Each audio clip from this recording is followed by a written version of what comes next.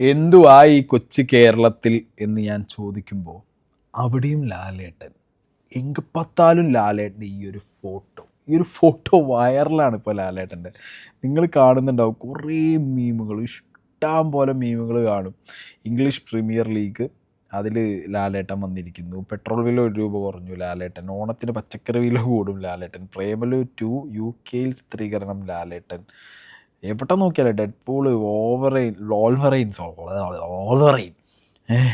ഓണം പ്രമാണിച്ച് പരിശോധന കർശനം, കൊൽക്കത്ത പീഡനക്കേസ്, എല്ലാത്തിൻ്റെ തമ്മിലും ലാലേട്ടനെ വെച്ചിട്ട് ഇപ്പോൾ ഒരുപാട് മീമുകളും ട്രോളുകളും നിങ്ങൾ കാണുന്നുണ്ടോ. ഈ ഒരു പെർട്ടിക്കുലർ ഫോട്ടോ ആണ് ഭയങ്കര വൈറൽ ട്രെൻഡിങ് ആയിട്ട് ഓടിക്കൊണ്ടിരിക്കുന്നത്. അപ്പോൾ ഇതെന്താ വിഷയം എന്ന് വെച്ച് കഴിഞ്ഞാൽ, ചില ന്യൂസ് ചാനലുകൾ ഹേമ കമ്മിറ്റി റിപ്പോർട്ടുമായിട്ട് ബന്ധപ്പെട്ടിട്ടുള്ള കുറച്ച് ന്യൂസുകൾ പബ്ലിഷ് ചെയ്യുന്ന സമയത്ത് തംബ്നെയിലും പിന്നെ അവർക്ക് ക്ലിക്ക് ബൈറ്റ് കിട്ടാൻ വേണ്ടിയിട്ടൊക്കെ ആയിട്ട്, എസ്പെഷ്യലി തംബ്നെയിൽ തന്നെയാണ്, പിന്നെ ആർട്ടിക്കിളിൻ്റെ ടോപ്പിലൊക്കെ ചുമ്മാ ലാലേട്ടൻ്റെ ഫോട്ടോ വെച്ചു എന്ന് പറഞ്ഞിട്ടാണ് ഈ പരിപാടി തുടങ്ങി വിട്ടിട്ടുള്ളത്.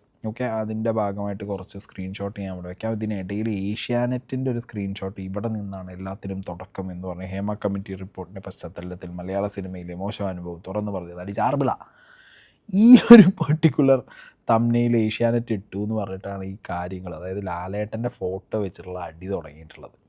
അപ്പോൾ ഞാനൊന്നും ഒരു ഇൻസ്റ്റയിലോ സ്റ്റോറി ഇട്ടിരുന്നു, ഇതാണല്ലോ ഇപ്പോൾ കളിക്കുന്നതെന്ന് പറഞ്ഞിട്ട്. അപ്പോൾ പല രീതിയിലുള്ള ഇങ്ങനത്തെ മിസ്ലീഡിങ് ക്രിയേറ്റഡ് ട്രോൾ മീമുകൾ നിങ്ങൾ കാണുന്നുണ്ടാവും. എനിക്ക് പെർട്ടിക്കുലർലി ഇത് ലൈക്ക് ഞാൻ പറഞ്ഞുതരാം.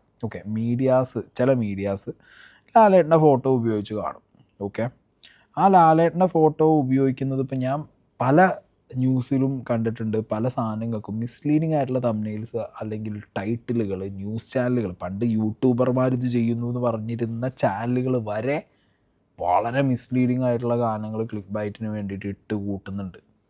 ഇവിടുത്തെ സിനിമ റിലേറ്റഡ് ആയിട്ട് കോണ്ടൻറ്റ് ചെയ്യുന്നത് സോ കോൾഡ് യെല്ലോ ചാനൽസ് എന്ന് പറഞ്ഞിട്ട് ഇവിടുത്തെ 24x7 സാറ്റലൈറ്റ് ചാനലുകൾ വിളിച്ചിരുന്ന ആ ചാനലുകൾ 24x7 വരെ ഇപ്പം എന്തായി, മിസ്ലീഡിങ് ആയിട്ടുള്ള തംബ്നെയിൽസ് ഇടാൻ തുടങ്ങിയിട്ടുണ്ട്. അപ്പോൾ ഇതിനെതിരെ, അതായത് ഈ ചാനലുകൾക്കെതിരെ ഒരു പ്രൊട്ടസ്റ്റ് എന്നുള്ള രീതിക്ക് ഇവരിടുന്ന ഈ ഒരു മിസ്ലീഡിങ് ഹൈലൈറ്റ് ക്ലിക്ക് ബൈറ്റ് ടാറ്റിക്സുകൾക്കെതിരെ ഒരു അവരുടെ റീഡർഷിപ്പ് കൂട്ടാനാണെങ്കിലും അവരുടെ വ്യൂവർഷിപ്പ് കൂട്ടാനാണെങ്കിലും അവർ ചെയ്യുന്ന ഈ പരിപാടികൾക്കെതിരെ തുടങ്ങി വെച്ച ട്രോളുകളും മീമുകളുമാണ് ഈ സാധനം എന്ന് പറഞ്ഞിട്ടാണ് ഇത്രയും സംഗതി വന്നിട്ടുള്ളത്. ഏഷ്യാനെറ്റിൻ്റെ ബൈദവേ അവിടുന്ന് തുടങ്ങിയതാണ് എനിക്ക് ഷെയർ ചെയ്ത് വന്ന വെരി ഫസ്റ്റ് സാധനം. അതായത് ലാലേട്ടൻ്റെ ഫോട്ടോ വെച്ചിട്ട് വെരി ഫസ്റ്റ് മീമ് വന്നപ്പോൾ എനിക്ക് ഇവിടെ നിന്നാണ് തുടക്കം ഞാൻ കണ്ടത്. പക്ഷേ ഏഷ്യാനെറ്റിൽ നിന്ന് അത് റിജക്റ്റ് ചെയ്തിട്ടുണ്ട്. അവരുടെ പേരിലുള്ള വ്യാജ സ്ക്രീൻഷോട്ടാണ് അത് എന്നുള്ളത്. അപ്പം എനിക്ക് പൊതുവേ ഇന്നൊരൊറ്റ ദിവസം കൂടി, ഞാൻ സത്യം പറഞ്ഞാൽ ഇന്നലെ ഒരു ഉച്ച മുതൽ ഇന്ന് ഈ ദിവസം രാത്രി വരെയാണ് ഞാനിത് കാണുന്നത്. ഏറ്റവും കൂടുതൽ എനിക്ക് ഷെയർ ചെയ്ത് വരുന്ന ഈ ടൈമിലാണ്. ഞാൻ നോക്കുമ്പോൾ എനിക്കിത് സത്യം പറഞ്ഞ ഒരു PR ഗെയിമാണോ എന്ന് തോന്നുന്നത്. അതായത് ഫ്രം നോവെയർ ലാലേട്ടൻ്റെ തംബ്നെയിൽ ഉപയോഗിച്ചു, ഏതെങ്കിലും ഒരു ആർട്ടിക്കിളിന് വ്യൂവർഷിപ്പ് കൂടാൻ വേണ്ടിയിട്ട് ലാലേട്ടൻ്റെ ഫോട്ടോ ഉപയോഗിച്ചു എന്ന് പറഞ്ഞിട്ട് അങ്ങോട്ട് തുടങ്ങി.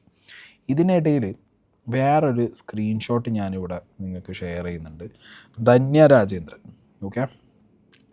രാജേന്ദ്രനാണെങ്കിലും രാധിക ശരത് കുമാർ പറഞ്ഞ കാര്യങ്ങളെ കുറിച്ചിട്ടുള്ള ഒരു ഡീറ്റെയിൽഡ് റൈറ്റപ്പ് ന്യൂസ് മിനിറ്റ്സിൽ ഇട്ട സമയത്ത് അതിൻ്റെ എക്സ്പോസ് ഇട്ട ടൈമിലും ലാലേട്ടൻ്റെ ഫോട്ടോയും AMMയുടെ ബിൽഡിങ്ങിൻ്റെ ഫോട്ടോ ഒക്കെ വെച്ചിട്ട് സെയിം ഫോട്ടോ, വൈറൽ ഫോട്ടോ വെച്ചിട്ട് എക്സിലൊരു സാധനം ഷെയർ ചെയ്തു. അപ്പോൾ ഇവരും എന്തിനിങ്ങനെ ചെയ്യുന്നു എന്നുള്ള കാര്യങ്ങളൊക്കെ, അങ്ങനെയൊക്കെയാണ് ഈ സംഗതി ഉരുത്തിരിഞ്ഞ് വരുന്നത്. എന്താണെങ്കിലും ഇതൊക്കെ നടക്കുന്നതിൻ്റെ ഇടയിൽ ഈ ലാലേട്ടൻ്റെ ഫോട്ടോ വെച്ചിട്ടുള്ള വൈറൽ സർക്കാസ്റ്റിക് ട്രോൾ മീമുകൾ ഒരു സൈഡിൽ നടക്കുകയാണ്. അപ്പോൾ ഞാൻ പറയാം, PR ഗെയിമിൻ്റെ കാര്യത്തിലേക്ക് ഞാൻ വരുന്നത്. ഇതൊക്കെ നടക്കുമ്പോഴാണ് ഇന്ന് മീഡിയ വണ്ണിൻ്റെ ചർച്ചയ്ക്കിടയിൽ അജിംസാണ് തോന്നുന്നു ഒരു കാര്യം പറഞ്ഞിട്ടുണ്ടായിരുന്നു ലാലേട്ടനെ കുറിച്ചിട്ട്. അത് ഞാൻ അവിടെ പ്ലേ ചെയ്യാം. അതുപോലെ തന്നെ 3000 സ്ത്രീകളുമായി ബന്ധപ്പെട്ടിട്ടുണ്ട് എന്ന് ഒരു ഇന്റർവ്യൂവിൽ പറഞ്ഞ ഒരു സൂപ്പർ സ്റ്റാർ ഉണ്ട് നമുക്ക്. അദ്ദേഹത്തിനെതിരെ ഇങ്ങനെ ഒരു വിവാദമോ ഒന്നും ഉണ്ടായിട്ടില്ല. അതിന് വേറൊരു കാര്യമുണ്ട്. അദ്ദേഹത്തിനെതിരെ അത് ഉണ്ടാവാതിരിക്കുകയും വിനായകനെതിരെ രോഷാകുലായി സംസാരിക്കുന്നതിന് പിന്നിൽ കാസ്റ്റ് എന്നൊരു എലമെന്റ് കൂടിയുണ്ട്. അത് പറയാതെ അവസാനിപ്പിക്കാനും കഴിയില്ല.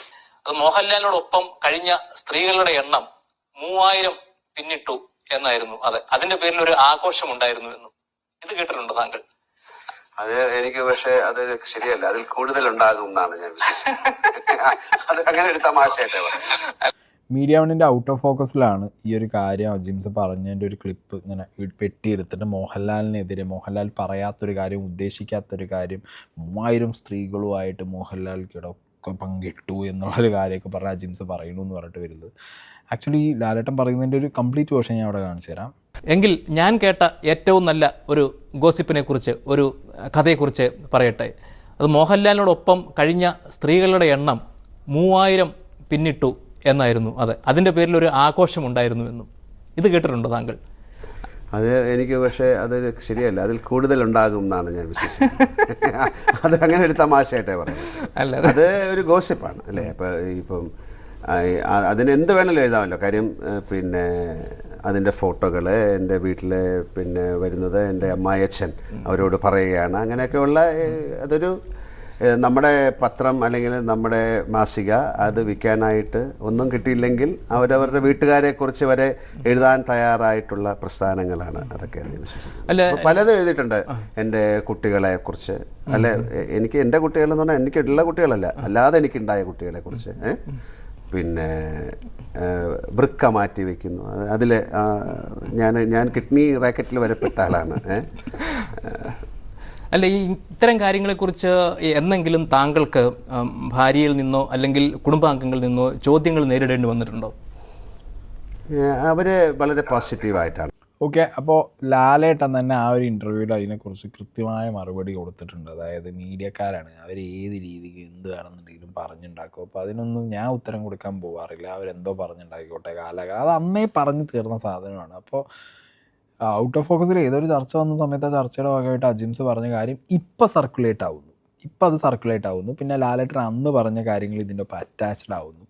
ലാലേട്ടൻ്റെ ഫോട്ടോ വെച്ചിട്ട് കുറേ മീം, ട്രോൾ, സർക്കാസ്റ്റിക് സാധനങ്ങൾ ഇവർക്കെതിരെ, ചാനലുകൾക്കെതിരെ വരുന്നു. അല്ലെങ്കിൽ ഏതെങ്കിലും ഒരു ഇൻഡിവിജ്വൽ ഹേമ കമ്മിറ്റി റിപ്പോർട്ടിൻ്റെ കാര്യത്തിനെതിരെ അങ്ങനെ അവരെ സർക്കാസ്റ്റിക്കായിട്ട് ട്രോളുന്നു. ഞാൻ നോക്കുമ്പോൾ ഇതൊരു കൈൻഡ് ഓഫ് എന്താ പറയുക, ലാലേട്ടൻ PR ടീമിൻ്റേതായിട്ടുള്ളൊരു കളികളാണോന്ന് എനിക്കൊരു ഡൗട്ട്. ലാലേട്ടൻ PR ടീം ഉണ്ടോ ഇല്ലയെന്നൊന്നും എനിക്കറിയാൻ പാടില്ല. എന്താണെങ്കിലും ഫാൻസ് ആരെന്നുണ്ടെങ്കിലും അവർ PR ആയിട്ട് വർക്ക് ചെയ്യുമല്ലോ, അവരെ പരിപാടിയാണോന്ന് അറിയില്ല. അതായത് എല്ലാത്തിനും എന്തിനും ലാലേട്ടൻ്റെ ഫോട്ടോ സാധനങ്ങൾ ഇട്ട് പിടിച്ച് നിങ്ങൾ എന്തിന് വ്യൂവർഷിപ്പ് ഉണ്ടാക്കുന്നു, നിങ്ങൾ ഈ പാവത്തിനെ എന്തുകൊണ്ട് ഹരാസ് ചെയ്യുന്നു, അല്ലെങ്കിൽ നിങ്ങൾ എന്തിന് ആ ഒരു കൈൻഡ് ഓഫ് സാധനം എടുക്കാൻ വേണ്ടിയിട്ടുള്ള ഒരു കളിയാണോ എന്നുള്ളതാണ് എൻ്റെ പേഴ്സണൽ ഡൗട്ട് ഭയങ്കരമായിട്ട് വന്നുകൊണ്ടിരിക്കുന്നത്. കാരണം അല്ലാതെ ഈ സംഗതി പെട്ടെന്ന് പൊട്ടുന്നതിന് എവിടുന്നും ഇല്ലാത്ത രീതിയിൽ ലാലേട്ടനൊരു ഫോട്ടോ വരുന്നു, ആ ഫോട്ടോ വെച്ചിട്ട് കുറേ സർക്കാസ്റ്റിക് സാധനം വരുന്നു. അപ്പോൾ അത് എന്തിനാന്ന് ചോദിക്കുമ്പോൾ ഇവിടുത്തെ മീഡിയാസ് ലാലേട്ടൻ്റെ ഫോട്ടോ വെച്ചിട്ട് മിസ്ലീഡിങ് ആയിട്ട് വ്യൂവർഷിപ്പും അല്ലെങ്കിൽ ഇവരുടെ റീഡർഷിപ്പും കൂട്ടാൻ വേണ്ടിയിട്ട് കാര്യങ്ങൾ ചെയ്യുന്നു എന്ന് പറയുന്നു. പിന്നെ അത് മാറി ലാലേട്ടനെ കുറിച്ചിട്ട് ആരെങ്കിലും പറഞ്ഞൊരു സാധനം എടുത്തു കൊടുന്ന് വെച്ചിട്ട് പിന്നെ അതിൽ ലാലേട്ടൻ പറഞ്ഞതും അല്ലെങ്കിൽ ഇത് രണ്ടും സത്യമല്ല എന്നുള്ള രീതിയിലൊരു സാധനം വരുന്നു. ഒക്കെ ഓബിയസ്ലി ഇതൊക്കെ ചർച്ച ചെയ്ത് കഴിഞ്ഞ കാര്യങ്ങളോ അല്ലെങ്കിൽ പറഞ്ഞു തീർന്ന കാര്യങ്ങളോ ആണ്. ഇത് റിപ്പീറ്റ് ചെയ്ത് ഈ ഒരു ടൈമിൽ വരുമ്പോൾ ഹേമ കമ്മിറ്റി റിപ്പോർട്ടിൻ്റെ ഒരു ബേസിൽ ലാലേട്ടനാണെങ്കിലും മമ്മൂക്കയാണെന്നുണ്ടെങ്കിൽ അവരുടെ റെസ്പോൺസിബിൾ വന്നു കഴിഞ്ഞിട്ടാണെങ്കിൽ പോലും അവർക്ക് അവരുടെ ഒരു ലൈക്ക് എന്താ പറയുക, ആ ഒരു ഭയങ്കര താരാരാധനയിൽ നിന്നൊരു ചാട്ടം വന്നിട്ടുണ്ട്. അങ്ങനെ അതൊക്കെ മാറി ഷടാ ഇവരെന്തോന്ന് ഈ ലൈനിൽ വന്നിട്ടുണ്ടായിരുന്നു. അപ്പം അത് മാറി ഒരു സെൻറ്റിമെൻ്റൽ സാധനം കയറി പോകാൻ വേണ്ടിയിട്ടാണോ ഈ കളി നടക്കണതെന്ന് അറിയില്ല. അല്ലെങ്കിൽ ലാലേട്ടൻ്റെ ആ ഫോട്ടോ വൈറലാണ്. എന്നാൽ ഇങ്ങനെ ഒരു പരിപാടി നടക്കുന്നുണ്ട്. ഇനി നിങ്ങളിതൊക്കെ കണ്ടു കഴിഞ്ഞാൽ നിങ്ങൾ മനസ്സിലാക്കേണ്ടത് ഇതൊക്കെ ചുമ്മാ വാട്സാപ്പിൽ ഉണ്ടാക്കി ഫോർവേഡ് ചെയ്ത് വിടുന്ന സാധനങ്ങളല്ല. അല്ലാതെ ഇത് ഈ ഏഷ്യാനെറ്റോ അല്ലെങ്കിൽ ബാക്കി ചാനലുകളോ അങ്ങനത്തെ പരിപാടികളൊന്നുമല്ല. ചുമ്മാ സർക്കാസ്റ്റിക്കായിട്ട് ആരൊക്കെ അടിച്ചു ചേർക്കുന്ന സാധനങ്ങളാണ്. ഓക്കെ.